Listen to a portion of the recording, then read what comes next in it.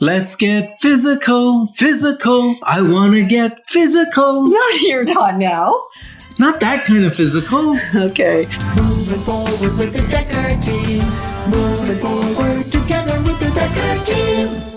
So we're excited that we've been able to, and we're actually really honored that we've been able to, for over 30 years, come alongside you, not only to help you build and do great with investing in real estate and making good use of your house, but really come alongside you to help you build your fun and your faith and your finances and even strengthen, heal in your relationships. Really 30 years of doing better with your life, your business, and your home. Mm-hmm. And so what we're going to explore in this episode really is how can our physicality shift us and move us forward in our vitality and vibrancy in all of life? That's a great question. And as I sage, as you call it, I like that, sage, just add that S in front of age.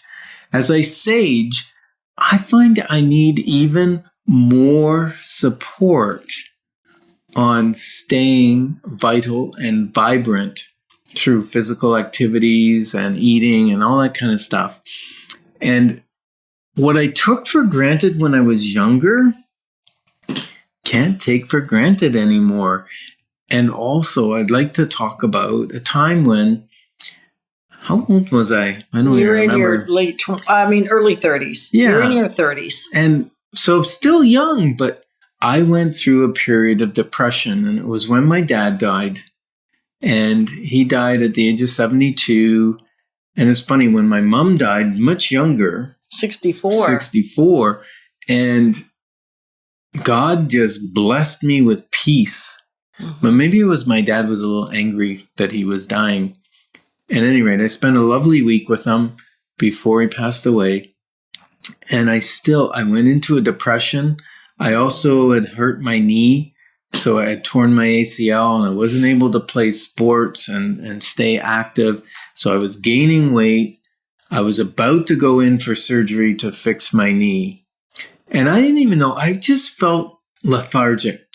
I didn't even know I was depressed, really. I think when you're depressed, you don't know you're depressed. Right, because I was thinking, I sure knew he was depressed. I sure knew you were depressed.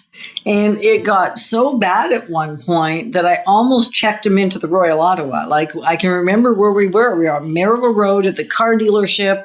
We were getting one of the cars fixed for whatever reason. We were in the car together. We'd been into real estate and serving clients for a long, long time at that point, like over a decade together probably. And you were just crazy talk. Like, you had no clarity. You were sad. You were angry and in denial. Right? Yeah. And so I was like, done. And I didn't know what to do because I was used to being the crazy girl, not you being the crazy guy, and right? You're the steady, stable. Yeah. And you know what? I remember the day that thing changed. I do too. Do you? Mm-hmm. So you tell me why it changed. Okay. What was the day? Well, I was actually having breakfast with one of my Christian buddies. We had breakfast regularly. Mm-hmm. And I said to him, you know what?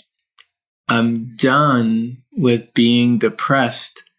And I said, it ends today. And I made a mental decision and then followed it up with physical decisions.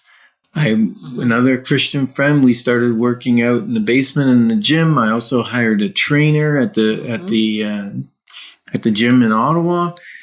And I found that when I had a trainer, it forced me to show up. And when I had a buddy, forced me to show up. Right. And so you got into physical activity to whatever degree, because you still had your knee issue going on, but to the degree to which you could. And it actually, in your case, and this may not be the case for everybody. So as we share these stories of our personal experiences, we're not saying this is all you have to do and you're going to be all good. But we know that having a guide and having some people that can see things you can't see and having a buddy could be well an asset for you. And shift you. So for Ken, that physicality shifted the mental lack of clarity. Yeah. And then I got my knee surgery and that recovery time, took like 6 months before I could play sports again. But the beauty was I went through physio and I got got healthy. I dropped a bit of weight.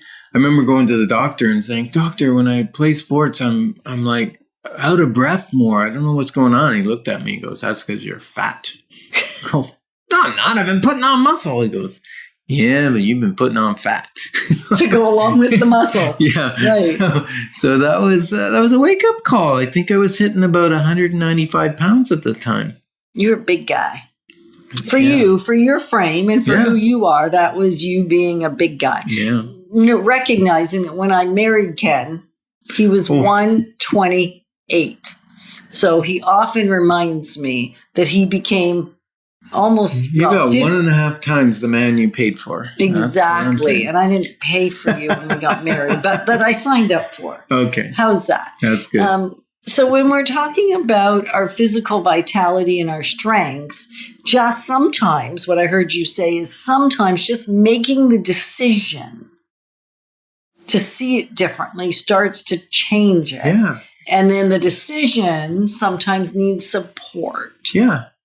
When you carry decide that you're sick and tired of being sick and tired, then you'll do something about it so that you're not. Right. So you get into action. You take a life step. Yeah, exactly. So one of the life steps you might want to take is connecting with us and signing up for the 31 Life Step Journey. It is an opportunity to look at all the little areas of your life. We've broken it down into 25 different areas, and then we've given you a few bonus ones to get 31, not 35, 31. And it just lets you assess and then decide whether you want to do anything about it or not. Your call. And they're actually kind of entertaining, I'm told. Very entertaining, Yana. We were writing a book, and some of the content comes out of that course that we created, that 31 Life Step Journey. Mm-hmm. And I laughed. I'm sitting on the beach, rewatching it, and I'm laughing. It's like the fourth time. Not only did we create the content, we recorded it, and then we watched it. But I've gone through the course like 3 times. And I still laugh at my own jokes. Well, that's okay. That's another issue or conversation altogether. But we're funny. We're pretty funny. Oh, yeah. Okay. It's infotainment. Exactly. And we know that we tend to take better action, more action when we're emotionally charged. And humor will help us emotionally charge. So the reason we're bringing up this right now is laughing a lot will actually help you. So having a guide, having a buddy that makes you laugh and that can come alongside you to do that actually will help create the clarity that you maybe want and the vibrancy and vitality in your physicality. Like it makes me crazy how close they are together, how closely linked hand they in are. glove. Hand in glove. Your physical vitality and your mental vitality, that combination of the two fit hand and glove. Right. And there may be times where you can't do a thing. Most of you have probably heard at one point, I fell down a hill in Algonquin Park, about an 8-hour journey into the hospital from where I fell.